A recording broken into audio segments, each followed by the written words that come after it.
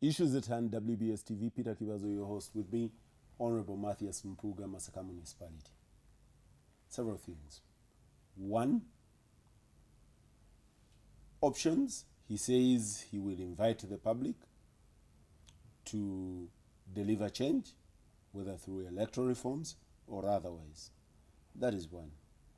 Two, without these electoral reforms, is the position of the TDA effectively negated? Are you conceding a loss before you set out? Three, how do the districts, the municipalities, and the counties that are being granted today fit into the electoral spectrum? You know, Peter... Start with the other ways. No, the other is quite very obvious that bringing this country to a platform of a decent democracy is a legitimate duty of every citizen. And leaving the field to those who rather have Uganda turned to a basket case can never be my duty. And when it's my duty, I'm again duty bound to invite and encourage other citizens to realize that we have a duty to deliver a democracy and to deliver stability for posterity. When elections are stolen, they're a recipe for creating a basket case. The likes of Somalia were created through these kind of problems. Well, there was no election in Somalia. There were no elections. Siad Barre just passed on, and then life came to a standstill. That's why I'm saying that, you know, when having a stolen election and having no election is no difference. Because if you're going to steal it, why do you organize it? You can as well proclaim yourself president for life without election. So I'm saying where you fail to build institutions and you build the personality cults, you are going to breed a Somalia.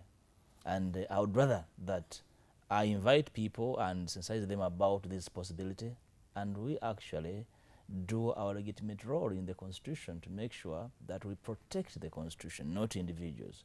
You could see in Parliament that a number of colleagues were preoccupied. Somehow you would see that there is either a ghost or hovering over their heads, that even without reason they would reject a legitimate and well-debated idea without offering an alternative, implying that something is hovering over their necks. Either they remember, either they think about the future, or fearing the future, or not being aware of the future. Or aware of the past. Or not even being aware of the past. Because if they are not oblivious of the past, they should have known that the 5-year guerrilla war was fought because of an illegitimately organized electoral process. And therefore, they should be the last people to support an exercise that will deliver a fraudulent election, because it's a recipe for replaying our bad history. The members of the TDA have been pillars and anchor points of electoral reform, building towards electoral reforms. Without them now, what becomes of the TDA platform? I don't think the TDA is a one-point platform. I think people who constitute the TDA, the political parties, and all these other civil society groups are not oblivious of the fact that it is going to take more than electoral reforms to reconstitute this country into a democracy and entrenching rule of law. I'm very sure that what brings members to the TDA is the sheer quest for reconstituting and regigging this country. This country perhaps is not going to be fixed over a single process of an election. I sense that these people are very committed for the long haul. So if the amendments do not come through, I believe the TDA team should be able to consider the options at their disposal, because there are quite many. I will not speak for them. I'm not the spokesperson of the TDA, but I know for a fact that the TDA has options. Fitting the extra municipalities, because each municipality comes with a member of parliament. Each county that has been passed comes with a member of parliament. Then you have now new cities being created. How does this fit into the general electoral machinations? Peter and viewers, elections that are not issue-based can only turn into, lunch-seeking, kind of exercises. And if the issues that would be debated, the regime is very much aware that they have no legitimate claim to service delivery in the country. And all that they will leave before the people are constituencies and the municipalities as a response to failed service delivery over the last so many years. So the gerrymandering that has created these... But this isn't a parliamentary democracy. So if I win my presidency with or without gerrymandering, I'll go home with it? It doesn't have to be. It doesn't have to be. If you are keen on where they have been created, they have been purposively selected. And if you ask whether they are based on population as it was supposed to be, not at all. I hope you were keen that even on the floor of parliament, we are able to create a constituency at the instant called Itoki for an individual. And it's all looked very ugly, very dirty. And I'll tell you that this time round, I am not going to blame the yellow side of the house.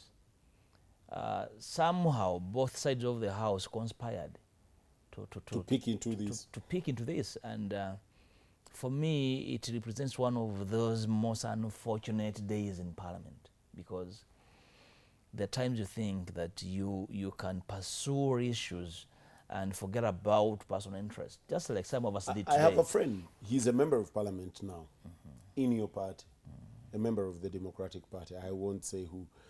He says that it is naive of members of parliament like you to come and say that, well, we need to keep this solid unit, we needn't cut it into multiple districts.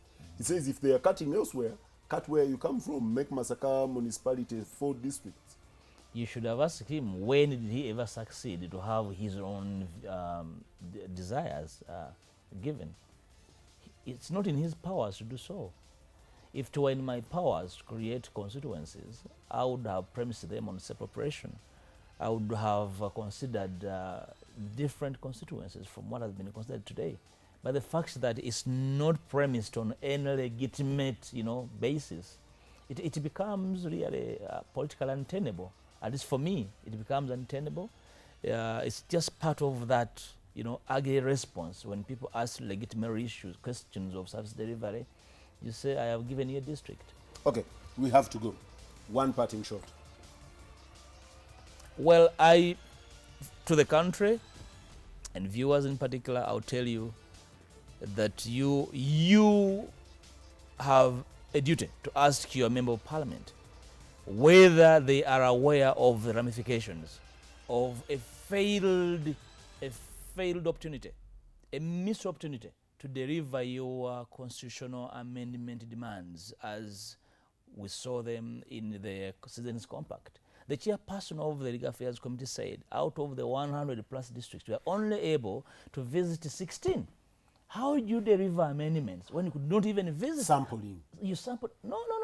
That is 10% Actually, of the districts. the sampling would have been okay. That's 10% of the 100 and... of the 116. Well, viewers, we have to go. Of course, those questions are going to remain legit. Of course, at the third reading, the members will be herded again and they'll be put into the House and they'll deliver the eye. I hope they'll be herded and fed.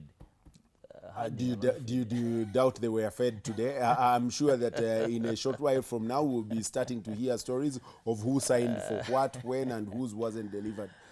I was particularly interested in General Eli Tumwine, and I'm still going to do another inquest into the decision of Eli Tumwine to stand and say no. Why not the UPC that sits on the left side of the House?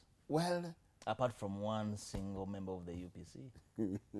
well, some of these things are interesting. David Pulkol on Friday, while I wasn't here, was saying that the UPC had been captured.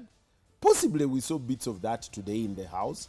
Possibly The we saw partial bits of capture? that, of the capture in the House.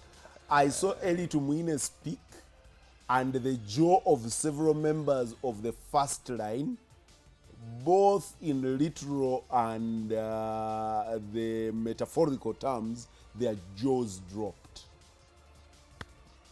Till we meet.